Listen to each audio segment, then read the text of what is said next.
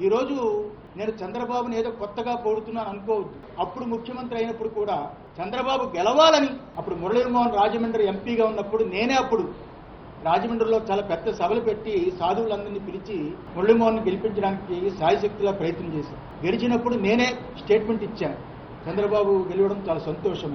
అధికారం పోగానే జగన్ విషయంలో విశాఖ శారదా పీఠాధిపతి స్వరూపానందేంద్ర సరస్వతి కూడా యూటర్న్ తీసుకున్నారా అన్న అభిప్రాయం, ఆ విమర్శ ఇప్పుడు ఆయన పెట్టిన ఒక ప్రెస్ మీట్ ఆధారంగా విస్తృతంగా వ్యక్తమవుతోంది.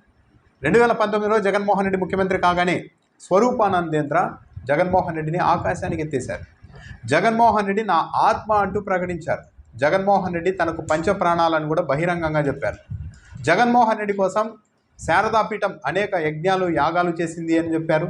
5 ఏళ్ల పాటు జగన్మోహన్ రెడ్డి కోసం ఈ పీఠం అనేక ప్రయత్నాలు చేసింది, శ్రమించింది అని కూడా చెప్పారు. దాంతో అప్పటి నుంచి జగన్మోహన్ రెడ్డికి స్వరూపానందేంద్ర ఒక గురువు అన్న అభిప్రాయం కూడా ఏర్పడింది, ఆత్మ పంచప్రాణాలు అన్న తర్వాత. అయితే ఇప్పుడు ఏపీలో అధికారం మారడంతో శారదా పీఠాధిపతి ప్రెస్ మీట్ పెట్టి తమకు ఎవరూ వ్యతిరేకం కాదు, తమకు ఎవరితోనూ విభేదాలు లేవు అంటూ వివరణ ఇచ్చే ప్రయత్నం చేశారు. వివరణ ఇవ్వడమే కాదు, చంద్రబాబు నాయుడు గెలుపు కోసం కూడా తాము అనేక ప్రయత్నాలు చేశాం గతంలో అని ఆయన వివరించారు. అప్పట్లో చంద్రబాబు నాయుడు సీఎంగా ఉన్నప్పుడు ఆయన గెలవాలని, రాజమండ్రి ఎంపీగా మురళీమోహన్ గెలవాలని శాయశక్తులా ప్రయత్నాలు చేశాం. అందుకోసం సాధువులతో ఒక సమావేశాన్ని కూడా తాము ఏర్పాటు చేశామని కూడా స్వరూపానందేంద్ర ఇప్పుడు చెప్తున్నారు. చంద్రబాబు నాయుడు గతంలో గెలిచిన తర్వాత ఆయన గెలుపు సంతోషకరమని తాను స్టేట్మెంట్ కూడా ఇచ్చానంటున్నారు. అంటే బహుశా 2014లో చంద్రబాబు నాయుడు గెలిచినప్పుడు కాబోదు. అయితే ఇప్పుడు హఠాత్తుగా అధికారం మారంగానే మొన్నటి వరకు జగన్మోహన్ రెడ్డి ఆత్మ పంచప్రాణాలు అన్న స్వరూపానందేంద్ర ఇప్పుడు మీడియా సమావేశం పెట్టి చంద్రబాబు నాయుడికి ప్రశంసలు కురిపిస్తున్నారంటే భయపడ్డారేమో అన్న అభిప్రాయం ఎక్కడ కలుగుతుంది అని అనుకున్నారో ఏమో, కానీ మీడియా సమావేశంలో ఆయనే ఆ వ్యాఖ్యను కూడా చెప్పారు.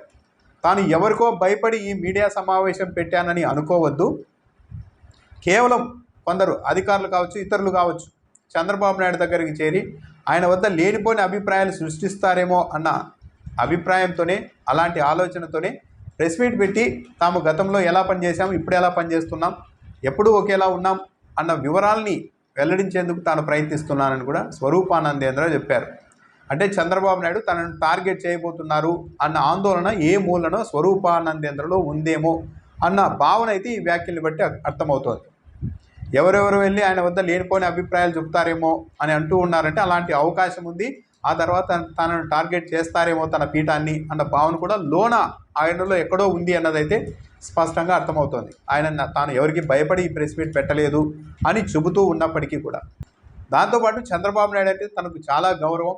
ఇప్పుడు రాష్ట్రానికి ఆయనే పెద్ద దిక్కు, ఆయనే పెద్ద నాయకుడు. ఇప్పుడు రాష్ట్రం ఉన్న ఈ క్లిష్ట పరిస్థితుల్లో రాష్ట్రాన్ని రక్షించి ఆర్థికంగా తిరిగి రాష్ట్రాన్ని గాడిన పెడతారు అని ఆశిస్తున్నామని కూడా చెప్పారు. అంటే ఇప్పుడు ఏదో రక్షించి అంటే ఏదో ఇబ్బందుల్లో ఉంది అని కూడా ఆయన పరోక్షంగా మళ్ళీ ఈరోజు చెప్తూ ఉన్నారు. చంద్రబాబు నాయుడు ప్రమాణ స్వీకారానికి పెట్టిన ముహూర్తం కూడా చాలా అద్భుతంగా ఉంది అంటూ కూడా చెప్పారు స్వరూపానందేంద్ర సరస్వతి. అమరావతి రాజధానిగా ప్రకటించినప్పుడు తాము కూడా అక్కడ భూములు కొన్నామని కూడా స్వరూపానందేంద్ర చెప్తూ ఉన్నారు.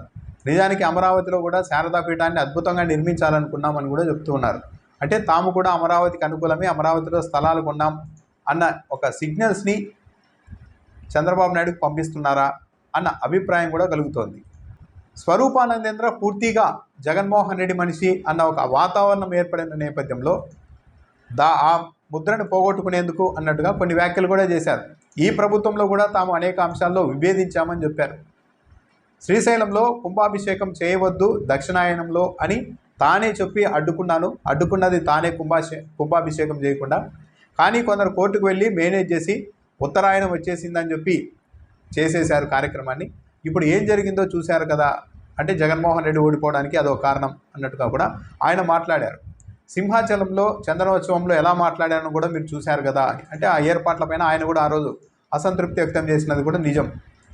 తిరుమలలో అన్నదాన కార్యక్రమానికి సంబంధించి చేసిన మార్పులపైన కూడా తాను విభేదించాను, దేవాదాయ శాఖకు లేఖలు కూడా రాశాను అంటూ ఆ లేఖల్ని చూపించే ప్రయత్నం కూడా స్వరూపానందేంద్ర చేశారు.